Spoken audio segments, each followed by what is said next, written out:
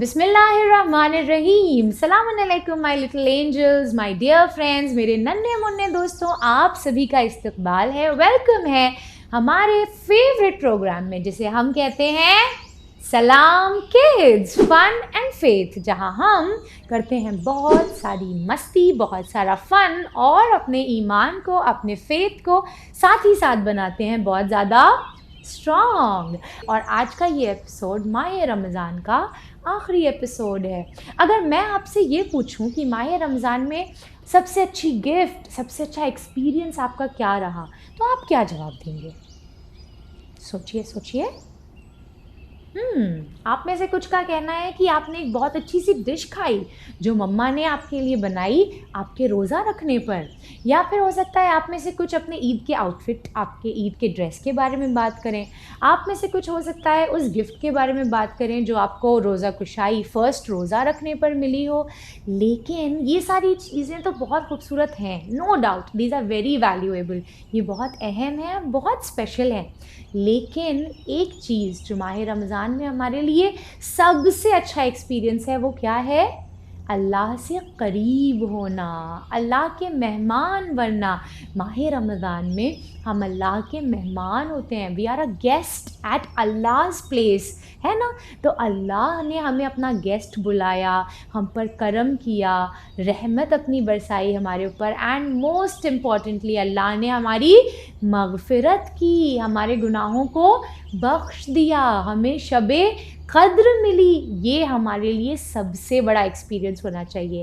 And क्योंकि ये हमारा आखिरी एपिसोड है माह रमज़ान का, या यूँ कह लें कि आज आखिरी दिन है माह रमज़ान का, तो हम इन सारी अच्छी बातों को माह रमज़ान में ही ना छोड़ दें, बल्कि ईद के साथ इन चीज़ों को कंटिन्यूड रखें। कुरान मजीद की तिलावत को हम अपनी ज़िंदगी में रखें, हम नमाज के पाबंद रहें माह रमज़ान के बाद भी, हम कभी कभी रोज़ा रखें माह रमज़ान के बाद भी, हम झूठ बोलने से परहेज़ करें, अपने आप को रोकें माह रमज़ान के बाद भी, हम लोगों का दिल दुखाने से, किसी को हर्ट करने से परहेज़ करें माह रमज़ान के बाद भी। यानी वो तमाम अच्छी आदतें जो हम माह रमज़ान में अपने रोज़े को बचाने के लिए करते थे, उन चीज़ों का हमें माह रमज़ान के बाद भी ख़याल करना चाहिए। हमें ये नहीं करना चाहिए कि चलो आज तो ईद का दिन है, अब हम नमाज नहीं पढ़ेंगे, अब हम खूब मस्ती करेंगे, जो हमने 30 डेज़ इतनी मेहनत की, टाइम पर नमाज़ पढ़ा, वो सब वेस्ट हो जाएगा अगर हम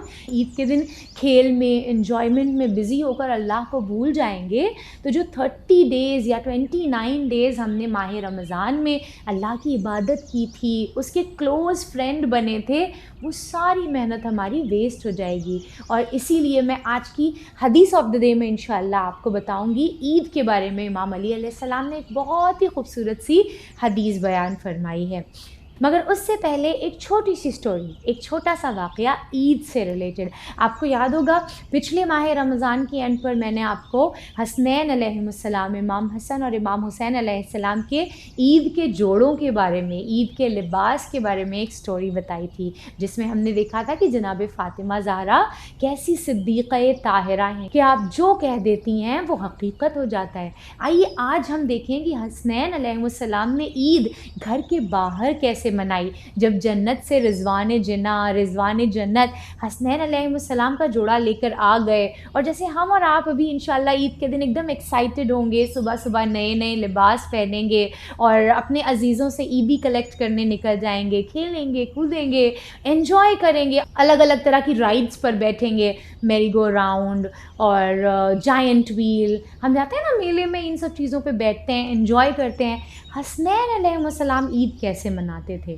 तो ईद का दिन था, इमाम हसन और इमाम हुसैन अलैहिस्सलाम ने अपने ईद के लिबास को ज़ेब तन किया और उसके बाद घर से बाहर निकले, जाकर मस्जिद में नमाज अदा की, और उसके बाद जाकर एक जगह पर थोड़े से सैड होकर खड़े थे। जब आप दोनों को रसूलुल्लाह सल्लल्लाहु अलैहि वसल्लम ने सैड देखा, तो रसूलुल्लाह तो हसनैन अलैहिस्सलाम को कभी सैड नहीं देख सकते थे। जाकर जल्दी से पूछा, मेरे दुलारों, मेरी आँखों के तारों, मेरे प्यारों, आप दोनों इतने सैड क्यों हैं? तो हसनैन अलैहिस्सलाम ने कहा कि नाना जान देखिए, सबके पास कोई ना कोई सवारी है, सवारी मतलब व्हीकल है, या यूँ कह लें कि अलग अलग तरीके के, जैसे मैंने आपको बताया अम्यूज़मेंट पार्क में जाके आप राइड्स पर बैठेंगे। तो उस ज़माने में भी बच्चे अलग अलग तरह की सवारी पर बैठकर एंजॉय करते थे ईद के दिन को। तो हसनैन अलैहिस्सलाम ने कहा, नाना जान देखें, सबके पास अपनी अपनी सवारी है, हमारे पास कोई सवारी ही नहीं है, काश हमारे पास भी कोई सवारी होती।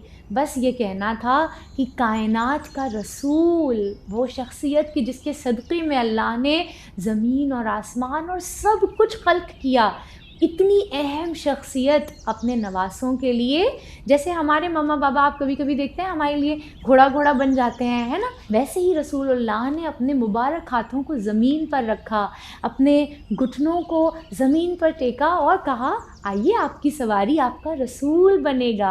और बस ये कहना था कि हसनैन अलैहिस्सलाम रसूलुल्लाह की पुश्त पर सवार हो गए। और कितना खूबसूरत मंज़र रहा होगा जब हसनैन अलैहिस्सलाम जन्नत के जवानों के सरदार अल्लाह के महबूब और हबीब नबी की पुश्त पर सवार थे।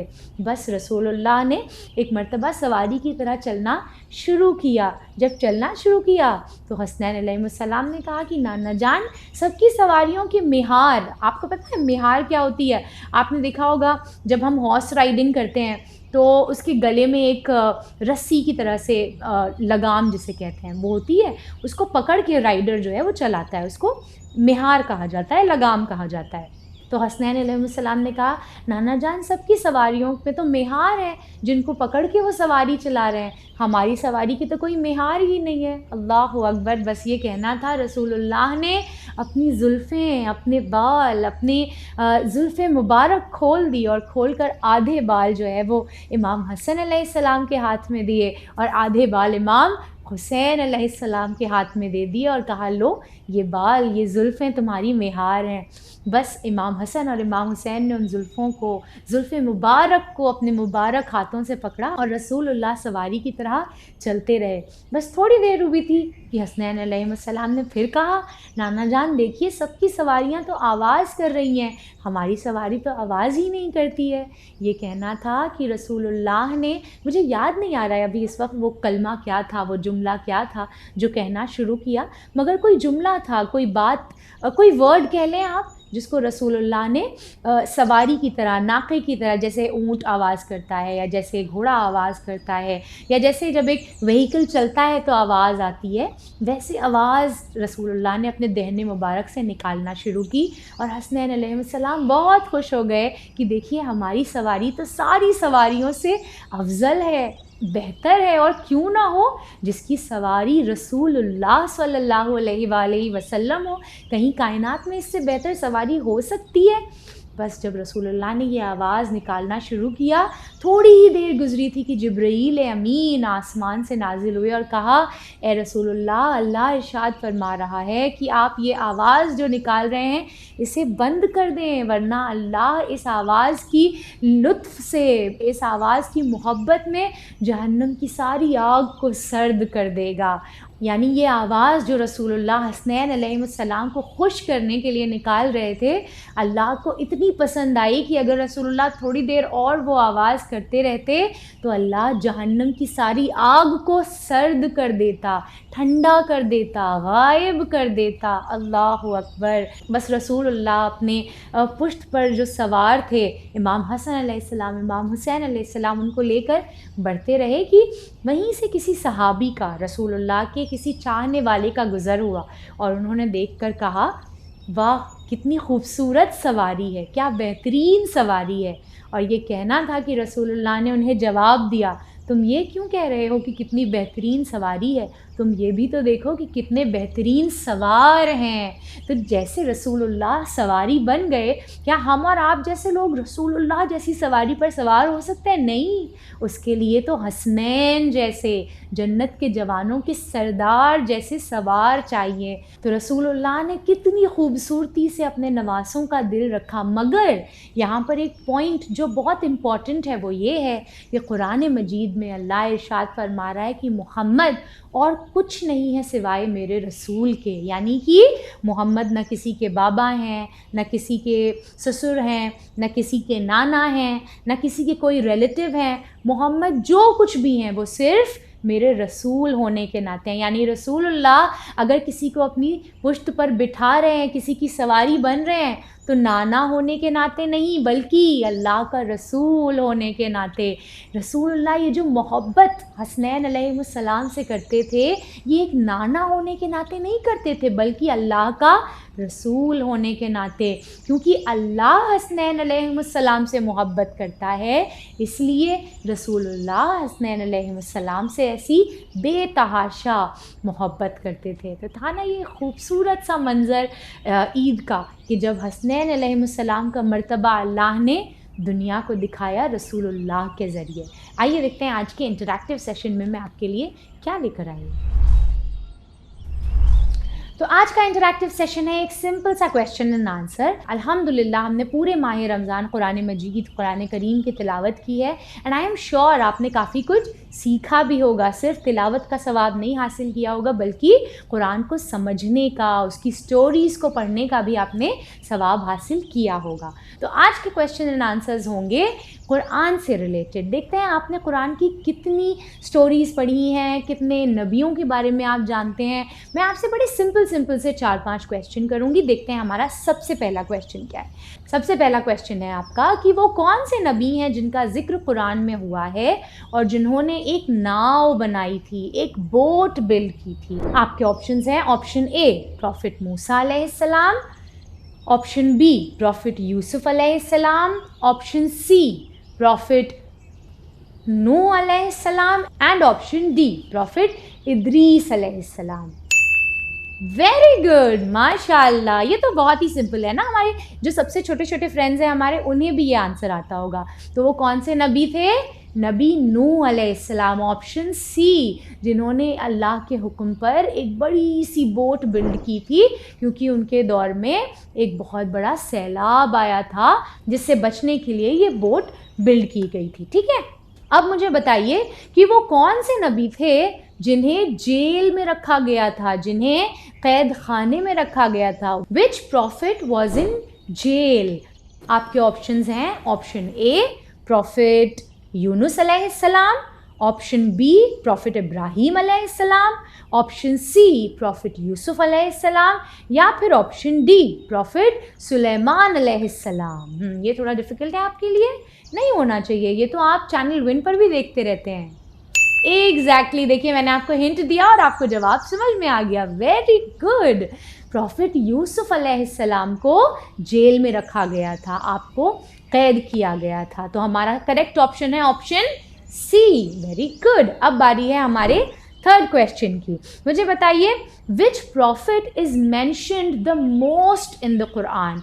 होली कुरान में, कुरान मजीद में सबसे ज़्यादा जिक्र, सबसे ज़्यादा बार किस नबी का नाम लिया गया है? आपके ऑप्शंस हैं, ऑप्शन ए प्रॉफिट मूसा अलैहिस्सलाम, ऑप्शन बी प्रॉफिट यूनुस अलैहिस्सलाम, ऑप्शन सी प्रॉफिट मुहम्मद अलैहिस्सलाम, या फिर ऑप्शन डी प्रॉफिट इब्राहीम अलैहिस्सलाम। ये भी बहुत सिंपल होना चाहिए आपके लिए। करेक्ट, एग्जैक्टली, जनाब मूसा अलैहिस्सलाम। ऑप्शन ए है हमारा करेक्ट आंसर। जनाब मूसा अलैहिस्सलाम का नाम कुरान मजीद में सबसे ज़्यादा बार अल्लाह ने लिया है। जिनको नहीं पता था, आई होप उन्हें इससे पता चल गया होगा। Very good. अब देखते हैं हमारा फोर्थ क्वेश्चन क्या है, और ये आपको आना चाहिए। ठीक है, हु बिल्ड दी होली काबा? खाने काबा को किस नबी ने या किन नबियों ने मिलकर तामीर किया था? आपके ऑप्शंस हैं, ऑप्शन ए प्रॉफिट इब्राहीम अलैहिस्सलाम, ऑप्शन बी प्रॉफिट इस्माईल अलैहिस्सलाम, ऑप्शन सी प्रॉफिट मुहम्मद अलैहिस्सलाम, या फिर option D both profit Ismail अलैहिस्सलाम एंड प्रॉफिट इब्राहीम अलैहिस्सलाम। वेरी गुड, बहुत ही अच्छे, आसान। अल्लाह आपको और तौफीक से नवाजे। मुझे लगा था आपको ये जवाब थोड़ा मुश्किल होगा देना, मगर आपने बखूबी इसका जवाब दिया कि खाना काबा की तामीर, खाना काबा को मिलकर 2 नबियों ने बनाया था। वो कौन कौन से थे? ऑप्शन डी प्रॉफिट इब्राहीम अलैहिस्सलाम एंड प्रॉफिट इस्माईल अलैहिस्सलाम। Very good. तो हमारा 5th क्वेश्चन है कि वो कौन से नबी थे जो एक नबी होने के साथ साथ एक राजा, एक हाकिम भी थे? Which prophet was also a king? आपके ऑप्शंस हैं, ऑप्शन ए प्रॉफिट याहिया अलैहिस्सलाम, ऑप्शन बी प्रॉफिट मोहम्मद अलैहिस्सलाम, ऑप्शन सी प्रॉफिट सुलेमान अलैहिस्सलाम, या फिर ऑप्शन डी प्रॉफिट यूसुफ अलैहिस्सलाम। Very good. मेरे सारे ऑप्शंस कंप्लीट करने से पहले ही आपने जवाब दे दिया कि प्रॉफिट सुलेमान अलैहिस्सलाम एक प्रॉफिट होने के साथ साथ एक किंग भी थे। आपके पास पूरी दुनिया पर हुकूमत थी, यानी सिर्फ इंसानों के नहीं बल्कि आप under water animals, on land animals और हवा में उड़ने वाले परिंदे, हर किसी पर आपकी हुकूमत थी। यानी अल्लाह ने जनाब सुलेमान को एक बहुत बड़ा किंगडम दिया था।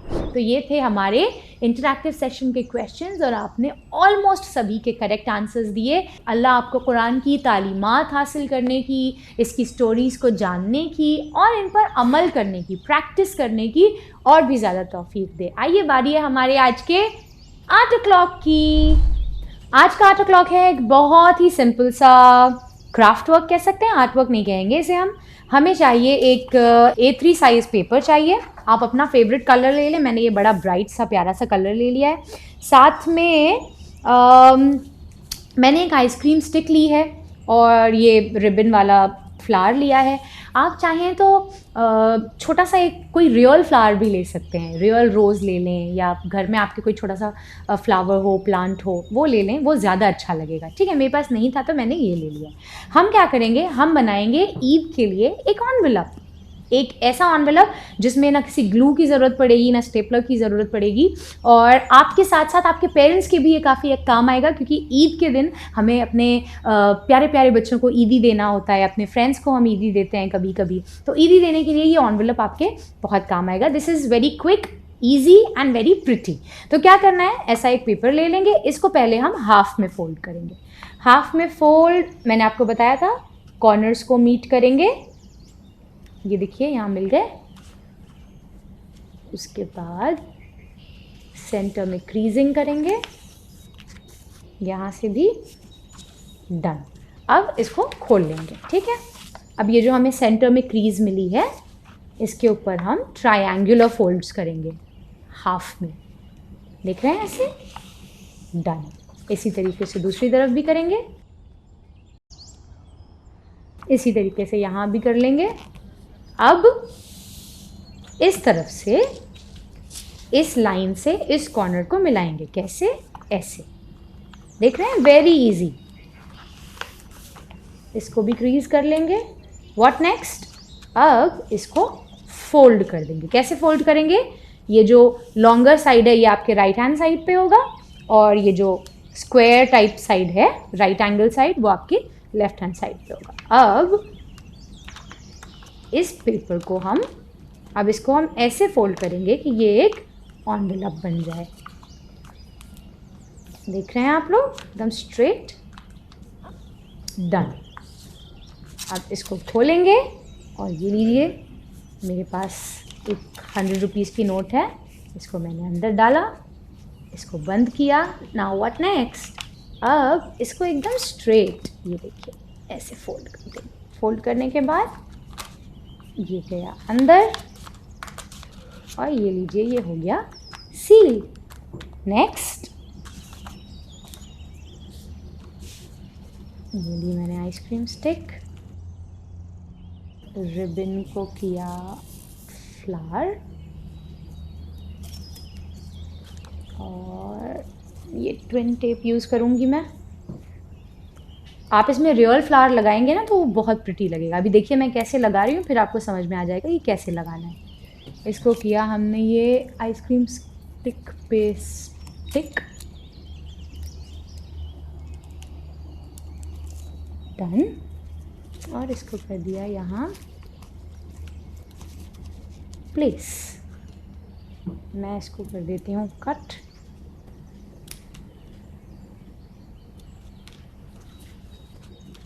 डन। अब जब आप इसमें रियल रोज़ या रियल फ्लावर लगाएंगे, आपको अगर प्लांट की सिर्फ अच्छी सी, जिसमें थोड़े थोड़े से ब्लॉसम्स होते हैं, वैसा कोई छोटी सी स्टेम भी लगा देंगे तो वो बहुत प्यारा लगेगा। ये रहा हमारा quick and easy envelope ready.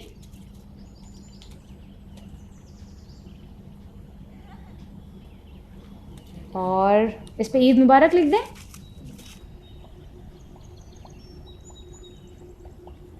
तो था ना ये एकदम सिंपल सा, इजी सा और क्विक सा ईद का एनवेलप जो आप बनाकर अपने ईदी उसमें रख के किसी को दे भी सकते हैं, और चाहे तो अपनी ईदी रखने के लिए भी इस एनवेलप को बना सकते हैं। आइए बारी है हमारे हदीस ऑफ द डे की। जैसे मैंने आपको बताया था कि आज मैं आपको अमीरुल मोमिनीन अली इब्न अबी तालिब अलैहिस्सलाम की एक हदीस बताऊंगी जो ईद के बारे में है। जो हमने शुरू में मैंने आपको बताया था कि अगर हम 29 डेज़ 30 डेज़ जो मेहनत करते हुए आए हैं, वक्त पर नमाज़ पढ़ना, झूठ ना बोलना, गुस्सा न करना और म्यूज़िक ना सुनना, इन तमाम गुनाहों से जो हमने अपने आप को प्रोटेक्ट करके एक बहुत अच्छी रिलेशनशिप अपने अल्लाह के साथ बनाई है, हमें कोशिश ये करनी चाहिए कि ईद के दिन और उसके बाद भी हम इसको बाकी रखें। और इसी के लिए मौला ने इमाम अली अलैहिस्सलाम ने इरशाद फरमाया कि हर वो दिन जब इंसान कोई गुनाह न करे वो ईद का है।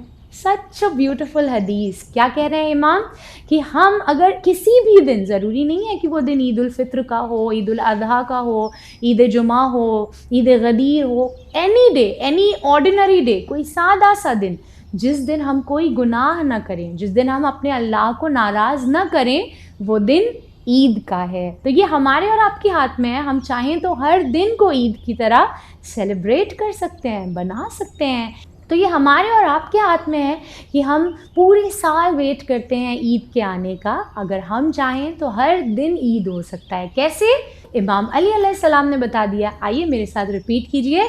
इमाम अली अलैहिस्सलाम इरशाद फरमाते हैं कि हर वो दिन जब कोई गुनाह न किया जाए, ईद है। हर वो दिन जब इंसान अपने अल्लाह को नाराज़ न करे, वो दिन ईद है। जल्दी से याद कीजिए इस हदीस को, कोशिश कीजिए इस पर प्रैक्टिस करने की, अमल करने की, और मुझे भेज दीजिए अपने वीडियोस दिए गए नंबर पर। मुझे इंतज़ार रहेगा आपके वीडियोस का। आइए देखते हैं कि हमारे पास स्पॉटलाइट सेगमेंट में क्या आया है। ये रहे आपके आर्ट वर्क्स।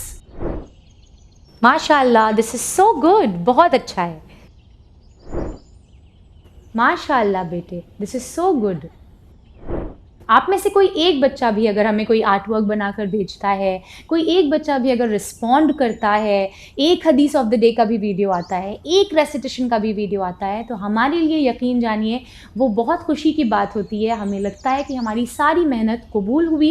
एंड अल्लाह से दुआ गो हैं कि वो हमारी इस मेहनत को, ये वक्त जो हम सलाम किड्स को देते हैं, ये वक्त जो आप लोग सलाम किड्स को देते हैं, इसे कबूल फरमाए और हमें अपने इमाम का बेहतरीन सपोर्टर बनने की तौफीक दे। दोबारा मिलेंगे सलाम किड्स के अगले एपिसोड में। आप लोग बने रहिए अच्छे अच्छे बेबीज़ और बनाते रहिए अपने आर्ट वर्क्स, हदीस ऑफ द डे के वीडियोस, रेसिटेशन के वीडियोस, साथ ही साथ अपने स्कूल्स में, ट्यूशन्स में भी शाइन करना मत भूलिएगा। हम मिलेंगे सलाम किड्स के अगले एपिसोड में। आप लोग बने रहिए चैनल विन के साथ। खुदा हाफिज़।